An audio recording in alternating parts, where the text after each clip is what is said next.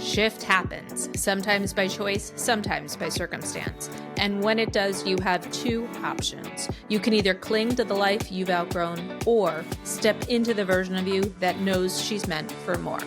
I'm Gialacqua, trauma-informed empowerment coach and founder of Radical Prioritization.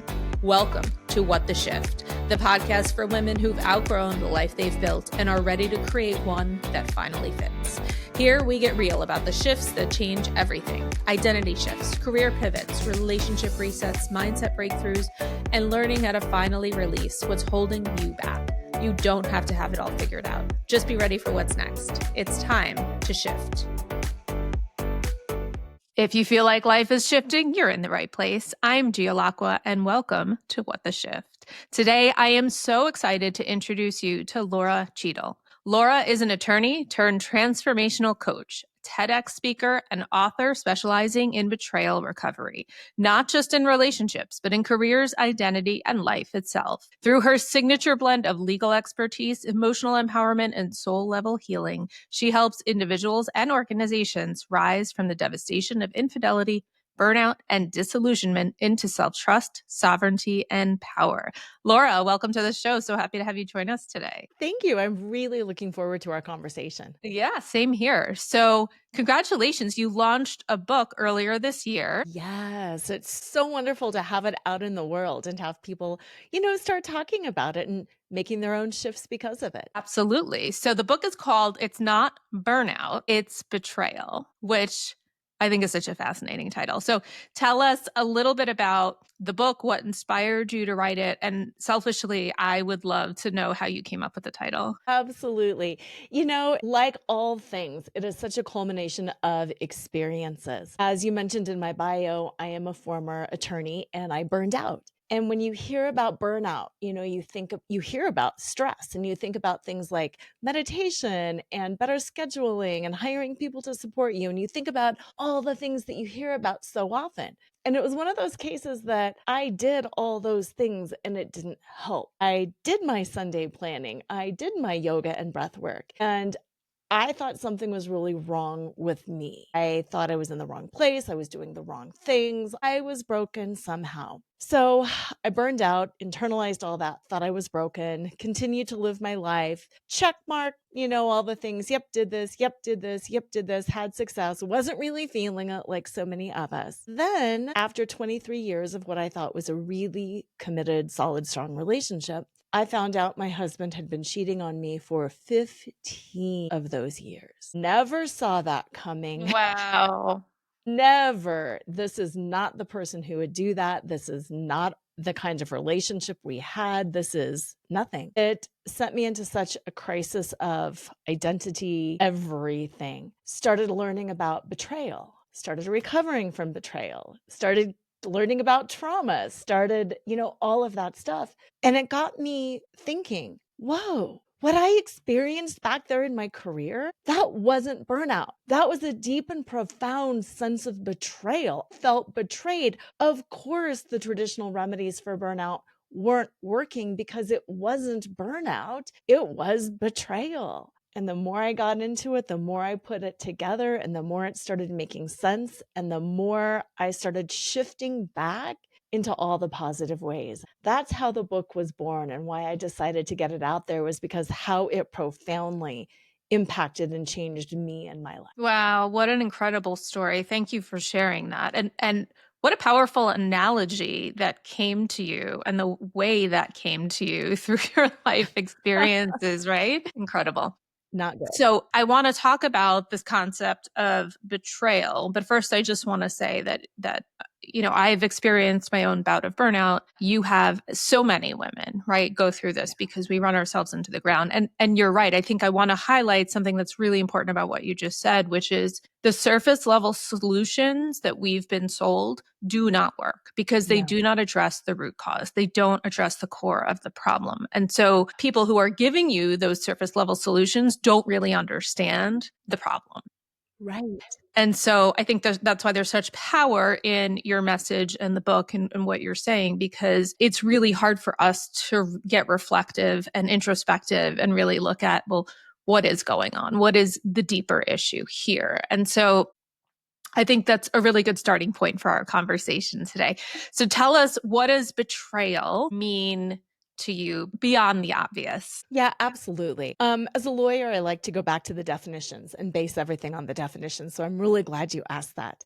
Betrayal is defined as the breaking of an expectation that you have relied on, and this is the key point, that ruptures either your view of yourself or the world. We can have broken expectations all day long. Darn it, they didn't have chocolate ice cream and I wanted it.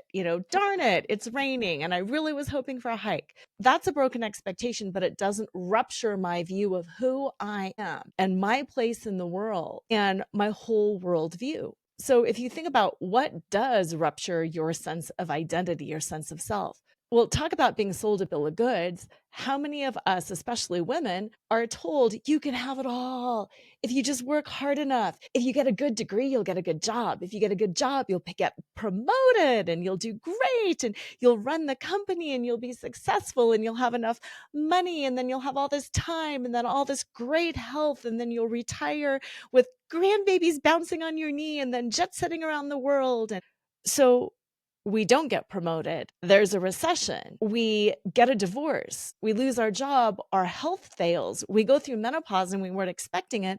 That ruptures our identity. That ruptures our view of how things should be. And it leads to a profound sense of betrayal because it's not how we thought life would turn out. So beautifully articulated. I think you just hit the nail on the head. It really puts things in a different perspective and a different light when you frame it that way. I think that definition is really meaningful. And so I appreciate you sharing that. What would you say are some of the ways that women, in your experience and in the work that you do today, what would you say are some of the ways that women betray ourselves? So many ways. So many ways. I think one of the deepest ones is it's part of our culture. It's part of our heritage as women. We're help. We're of service. We'll take care of people. We can be there. We tend and befriend. That can be helpful, yes, but we betray ourselves. We do it at our own expense. We tend to others. We neglect our sleep. We neglect our nutrition. We never ask ourselves, what do you need? What do you want? And even when we do, we don't do it. We so neglect ourselves. And the thing is, if we're neglecting ourselves, nobody else is going to step in and rescue us. And then it creates that cycle of resentment and martyrdom. And after everything I've done for this company, and after everything I've done for this family, nobody asked you to do it. Nobody asked you. Yeah, it's a powerful point. But I guess the question back to you is, where do the expectations come from, in your opinion? Culture, society, what is a good woman? What is a good wife? What is a good mom? Did you create those expectations yourself? Probably not. Probably not, because nobody at 17, 18 years old starts thinking, what does it mean to be a good woman? They start thinking, oh, somebody told me to do this. I need to do it. I need to be a good girl. I need to get a college degree. I need to serve my boss. So those expectations, they're somebody else's. They're not our own. And you had mentioned earlier about being self-reflective. When were we given the time and the opportunity to reflect and to say, what do you expect out of this marriage, out of this career, out of this life? Our answers are not our own. I love that. And I agree with you. And it's interesting because of reflecting back on my own experience, when I did finally have that pause moment where I stopped to ask myself, what do I actually want? I didn't have an answer. Nope. What do I need? I couldn't answer the question, Laura. I know. I had no idea. And so I think it's a really interesting point that you're making, is that we don't give ourselves time to pause and reflect or ask ourselves, what does success actually look like to me? What does it mean to me? What does it feel like to me versus the definition I was handed? And that can apply to so many aspects of life. It could be career. It could be, to your point, relationship, marriage. Do you sit down and map out what your expectations are? And so I think it's a great point in how are we deciding, going back to your point about definitions, what these things actually mean to us. Yeah. And that is the ultimate self-betrayal, is not living life the way we want to. The ultimate self-betrayal is taking somebody else's definition and running with it. Yeah. Yeah. So I love how you talk about the life you were living. You were the picture of success.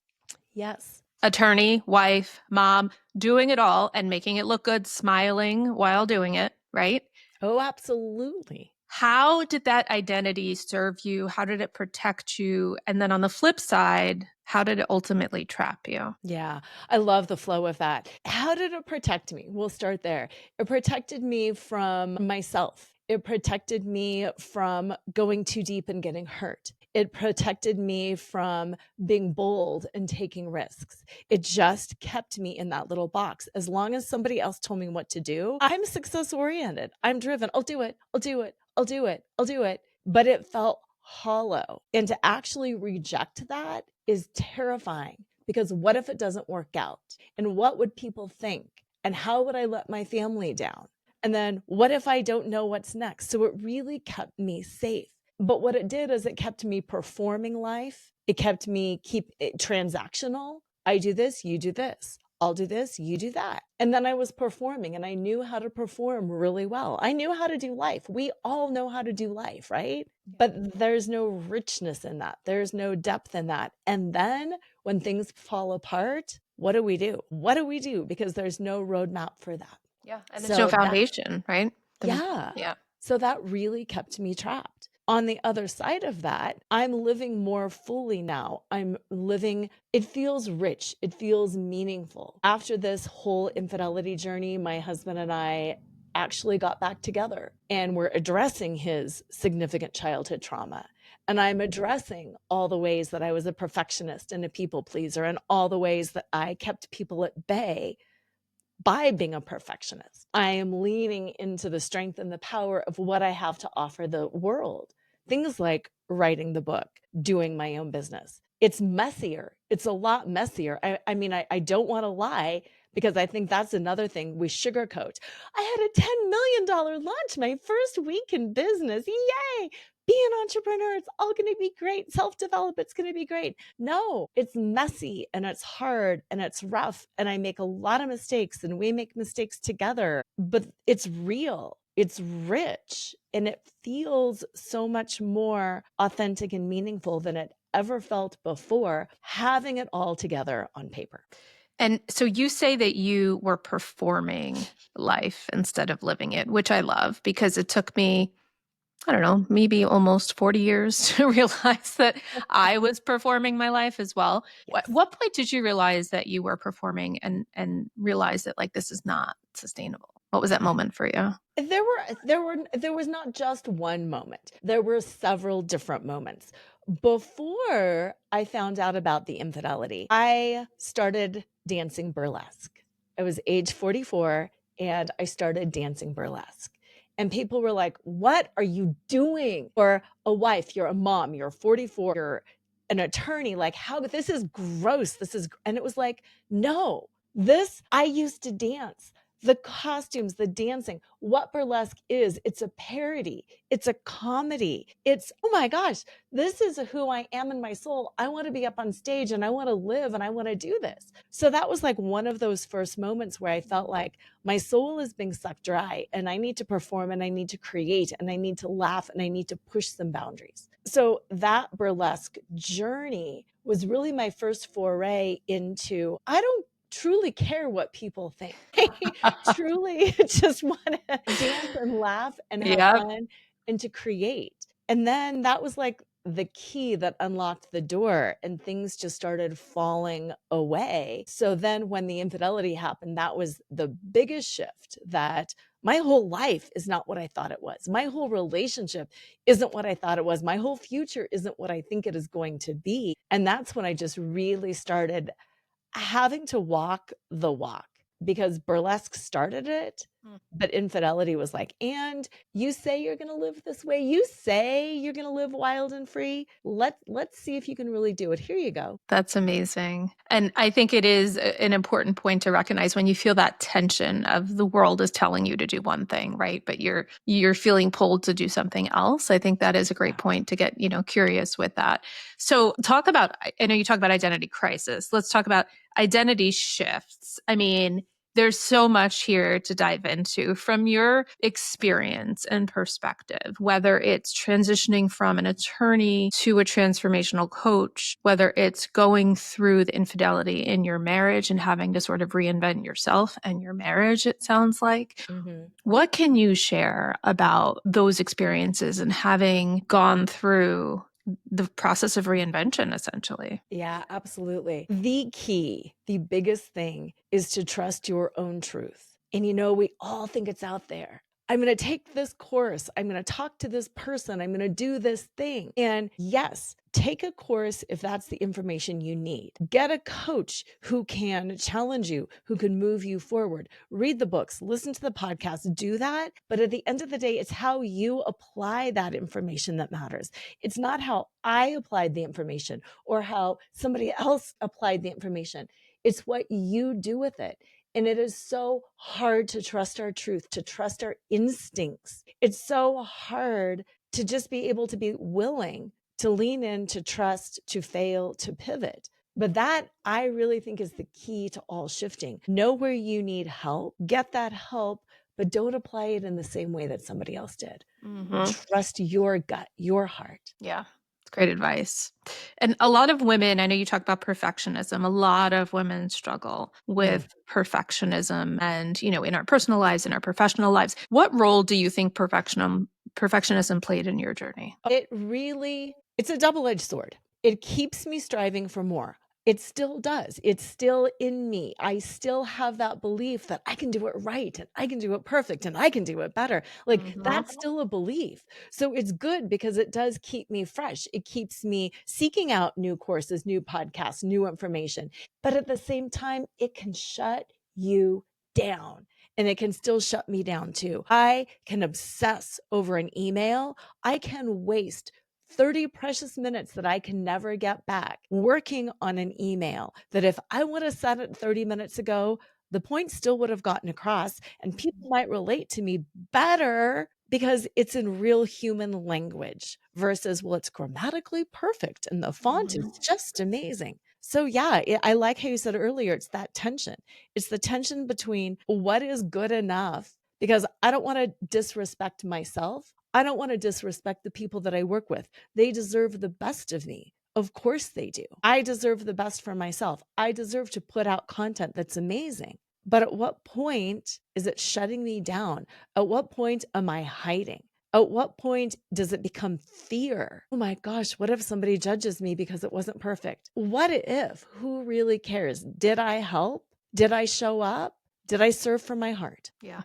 It's a great reframe. I think we could all use that reminder. So thank you for sharing that. I know you also talk about self-worth in the work that you do, which is really important. So I think a lot of women struggle with this. What did you discover about your own worth when everything you built shattered? Yeah. It's so hard because I laugh because it's like, we all think, yes, I've built it up and I've got it. Yeah. And when it all falls apart, our self-worth falls apart too. Yes. And I think that's important to realize just because you've built self-esteem, self-worth, self-concept, when difficult things happen, it still breaks momentarily and you still have to grieve and you still have to lay on the floor and question it. It's how fast can you rebuild it? And what I learned about self-worth actually came from my burlesque journey. And it's something that I talk a lot about when I'm working with people. The idea of burlesque is stripping away the layers to see what's underneath. And what stole my heart when it came to burlesque was it's not about perfection. Burlesque is not stripping. It's not about sexuality. It's not about, no cellulite and tiny waist. It's not about any of that. It's about reveling in who you are and what you are and what you have. Burlesque is all ages. It's all sizes. It's all abilities. There's an amazing burlesque performer out there who's had a double mastectomy.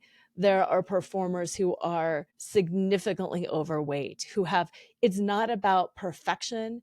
It's about body positivity and reveling in the joy of who you are. And that's what self-worth is about. Strip away my paycheck, strip away my, red bottom shoes and my handbag, strip away my colored hair, my makeup, my wrinkles. Like, what is my value? with nothing. I am worthy of respect and love with nothing. It doesn't matter how I look.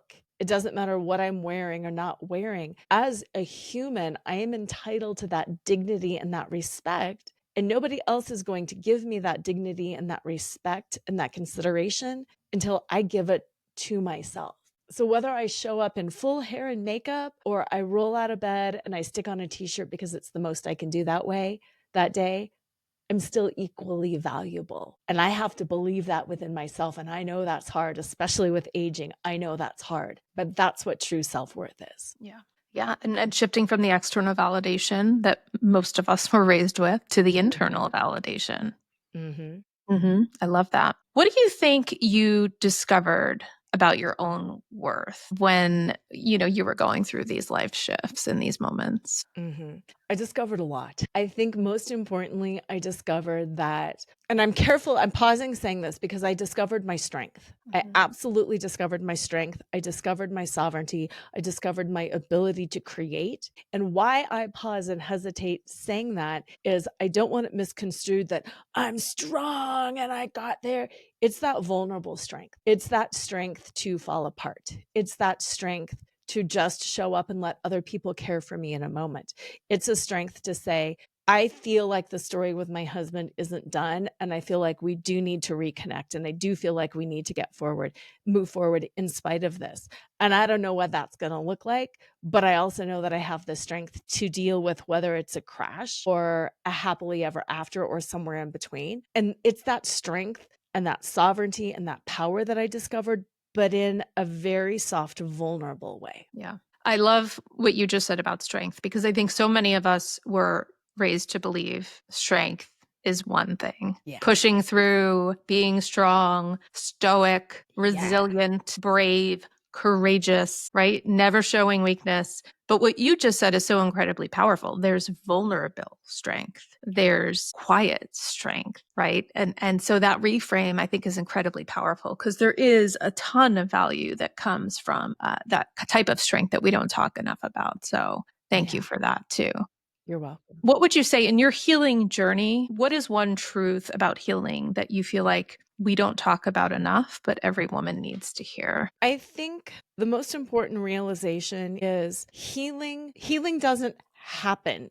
It's not a thing. It's not that you can say, I'm healed and it's over. That's like saying my left arm was amputated and I healed and it's over. It's never over. It permanently changes you. There's no such thing as closure and moving on. It's how do I create a life and identity with this thing now? And that's such a misnomer. I think that I'm going to get back to normal.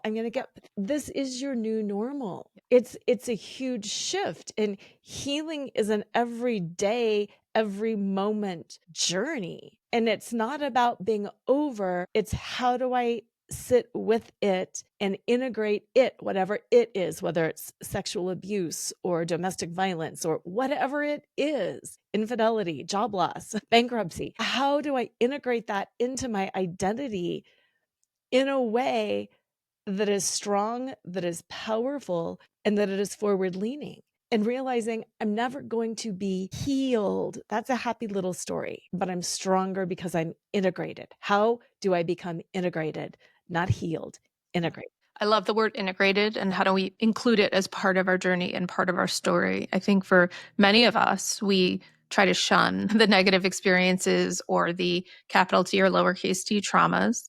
And I know for myself for a long time, it was I almost pretended they didn't exist. I tried to pretend they weren't a part of me. And right, they just came back louder. Yes. When you are able to integrate it as part of your story, you get to choose what to do with it and make room for it and space for it and embrace it. And it evolves over time. To your point, you're not healed. It's an evolving process. Yeah. Yeah. There's always a scar. There's just always a scar. And then there's a story to tell about that scar. Yeah. And we move on in a healthy way. And I love how you mentioned it's so easy to ignore it. Oh my God, I wanted to ignore it.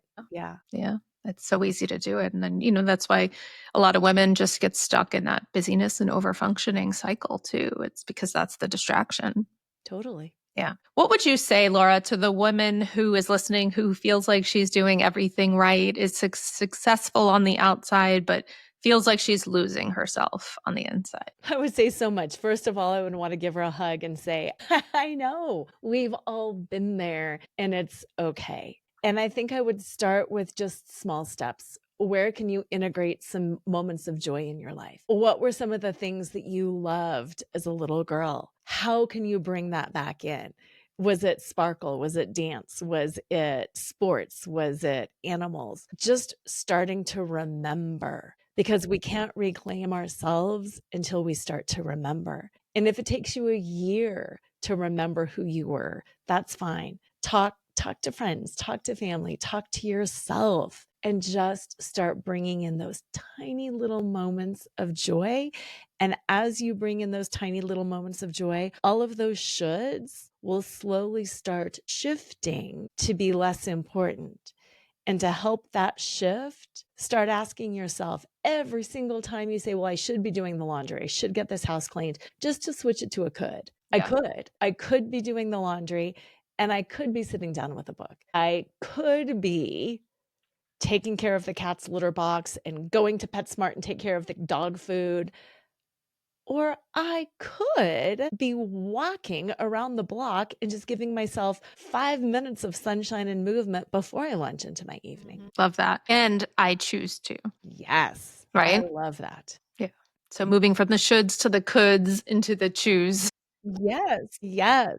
So powerful. Love that. What would you say is the one shift that changed everything for you? I really feel honoring myself, recognizing myself as whatever language, the divine goddess, the supreme being, whatever, but recognizing myself as that spark of the divine. That was the big shift, because I wouldn't treat a divine goddess, the spark of the whatever, I wouldn't treat another person the way that I would sometimes treat myself. And just that honoring and self-respecting of myself really has changed everything. And just before we wrap up, Laura, where can our listeners find you, learn more about you, and purchase a copy of your book? Thank you for asking that. My book is available anywhere books are sold, Amazon, Barnes & Noble, anywhere like that. You can learn more about me at my website, loracheadle.com. My name, Lora, is spelled Lora, which is not the traditional spelling, loracheadle.com. If you're really interested in learning more about betrayal, you can download my free Betrayal Recovery Guide at betrayalrecoveryguide.com as well. And just stay in touch. It's a journey. The work you're doing, Laura, I want to thank you so much for being here, for sharing your insights, your expertise, and your story. Thank you. And thank you for the work that you do. It's powerful. Thank you so much. I appreciate that. Thanks, everyone, for tuning in today. We will see you next week. Now go make shift happen. Take care. All right, Shifter, that's a wrap on today's episode of What the Shift. But here's the thing. Awareness is just the first step. The real shift happens when you decide to do something with it. So before you go back to business as usual, ask yourself, what is one thing you are done carrying? What's one shift you're ready to make? And if this episode hit home, don't keep it to yourself.